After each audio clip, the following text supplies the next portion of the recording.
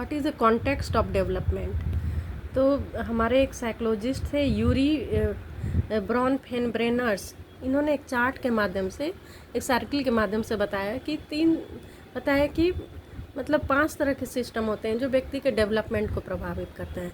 पहला है micro system. Micro system के अंतर्गत हमारे फैमिली आते हैं, स्कूल, नेबरहुड, उसके बाद रिलीजियस सेटिंग्स भी, जिस रिलीजन का है बच्चा, हिंदू, मुस्लिम, सिख, ईसाई, उसका प्रभाव उसके डेवलपमेंट पर पड़ता है। दूसरा है मीसो सिस्टम। इसमें उसके माता पिता जिस तरह से बच्चे के स्कूल में या उसके नेबर्स से बिहेव करते हैं, उसका असर उस पर पड़ता है।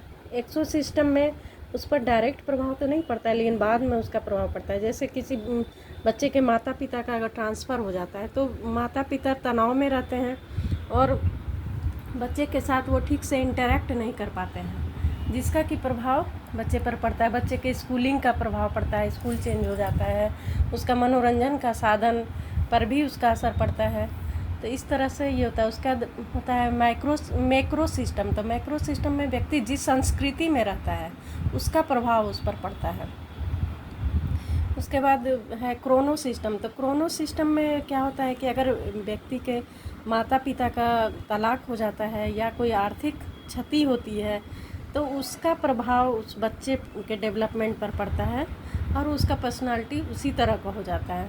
तो इस तरह से हमारे यूरी ब्रेनर ने ये चार्ट के माध्यम से बताया कि इतने सिस्टम व्यक्ति के डेवलपमेंट को प्रभावित करते हैं: micro system, meso system, exo system, macro system and chrono system.